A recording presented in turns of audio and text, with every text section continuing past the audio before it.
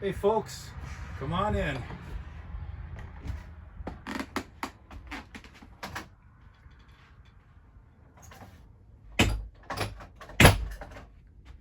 This is a follow-up to the video I just did about the roof of the trailer, and that's what I'm sitting in right now. It is totally in the wrong order. I do not set out at the beginning of the day thinking that I'm going to make a YouTube video. It's just kind of one of those spontaneous things. We're up on the roof, fixing the roof, and then, it's been so long since I've put anything out. Anyone who's following along the channel, thank you for your patience. I don't think we've lost anyone along the way, but we've just been so busy. A lot of things have been happening. So let me bring you up to date as quick as I can so I don't bore you. So this is a 2018 Starcraft Autumn Ridge rear bunk or bunkhouse, and it's the outfitter model. I'm not too sure what the outfitter means. I think it has to do with it's solar ready, and maybe the insulation package in it is a little bit better. At the beginning of the year, we started to talk about having a trailer at the property or up in the Bruce Peninsula as like home base for us as we get much closer to starting our build. And we had tried this once before with a small pop-up trailer, and there is a bylaw in the Bruce where you can't have a trailer on vacant land unless you are in the process of building, and then you can take out a trailer permit, it's called, and then you're allowed to have the trailer on the property for a year. But at that point we were too far out from starting to build. So we got the letter from bylaw saying that we couldn't have the trailer, so we complied, and we ended up selling that trailer, and did a bunch of different things over the years to still be able to spend time up there and get the work done. But like I said, as we were approaching the start of the build, we knew that we needed a place that we could go either on the property or close by. My intention is to spend as much time up there as possible during the build. I'm not going to be a superintendent. I'm not going to be that guy who's checking every square inch of the build. We're going to hire the right contractor so the job gets done properly, but I still want to be there. I still want to have my hand in it. I want to, if decisions have to be made, I just want to know what's going on. So if it's not us that's going to be staying in the trailer, then it's going to be some of our friends and other people that have experience in the construction industry. They can liaison with the contractor. They can send down videos, pictures of things that are happening. So there's going to be a lot of time spent up there once we start to build. So knowing that, and knowing how expensive it is to take on a project like that, we thought, we'd do a little bit of the heavy lifting ahead of time and make this purchase and get it out of the way. So at the beginning of the year, we set out to find a smaller camping trailer. This is 20 feet. It's called a couples trailer, but it would sleep three, I would say, comfortably. And then you can sleep up to 6, but probably 4 of those people would have to be kids. It's got a queen size bed in the front, and it's got bunks in the back. So for 3 people, my wife and I and our teenage daughter, it's going to be fine. It's got a full bathroom, kitchen with a 2-burner stove, microwave, air conditioning. It's got a good sized fridge, fresh water tank, kind of all the standard things in a smaller trailer that you would expect. What else? There were certain things when I set out to find a trailer. There were certain things more that I didn't want than what I did want. So I wanted a trailer that wasn't built during COVID, because I read nothing good about those trailers that were built during COVID. The steel in the frames are lighter. They're put together faster. The workmanship isn't great. All of these are built in the same place in the States, down in Elkhart. And they're built by the same people.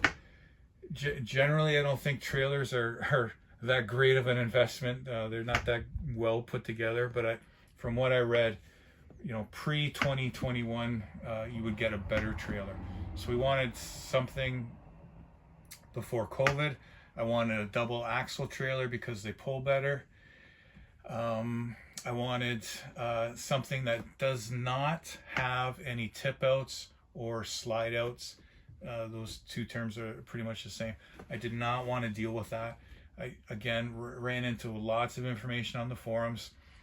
You know, maybe your experiences are different, but there are certainly an overwhelmingly a lot of opinions about the troublesome nature of tip outs and slide outs.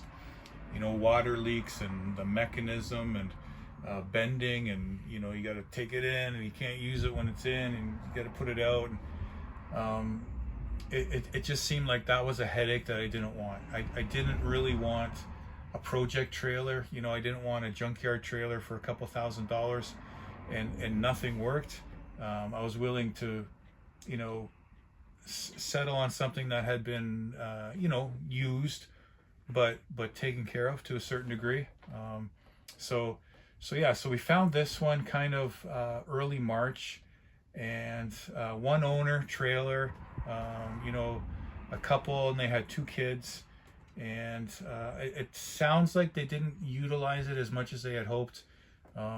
They bought it and you know, trailered it around for a couple years, and then COVID hit and they couldn't get into any parks. Everybody else had the same idea at that time, so it sat at home. I think they used it when friends came over. They used it as a bunkie, like a bunkhouse. Very, very limited use, very limited road time. The outside condition is very good. It's like a new trailer. There's no stone chips anywhere. You know, the wheels look like brand new. The tires look like brand new. Inside, kind of the normal wear and tear you would expect. We bought it during it was kind of early, still mid-March. It was winterized, so the only system that we could check was the furnace. So the owner, he turned the furnace on. The furnace came on right away. He assured us that everything else worked. They seemed like, you know, pretty honest people, so we took them at their word for that. So there's a lot of you know, trepidation after we bought it, a lot of concerns, you know, starting to read about just trailer quality in general. And I was like, geez, is the hot water heater gonna work? Is the water pump gonna work? Is the fridge gonna work? All of those things. But luckily, everything came on like it should. Air conditioning works, you know, water pump, everything works as it should. The only kind of surprise was the roof, and I go over that in the other video. So we have taken care of that now, and I think this is going to be a great trailer for us.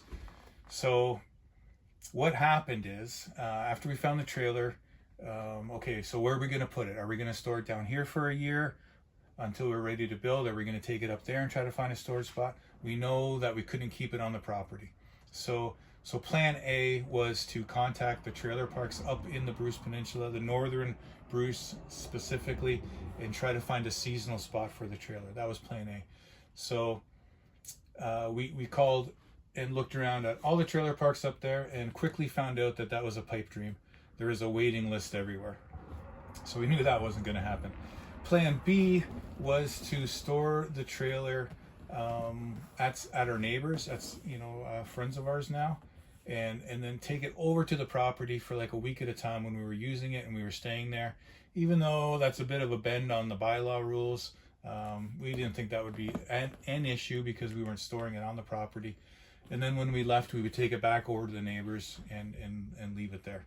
So not ideal, but certainly having the trailer and the water systems and air conditioning off the generator after working on the property, you know, not ideal to have to move it back and forth and pack it up every time, but certainly better than, you know, sleeping in a tent or sleeping in the truck or having to rent a cottage at, you know, $2,000 plus a week. Staying at a B&B, those are really hit and miss. And then there's always the issue of like, what do we do with the equipment?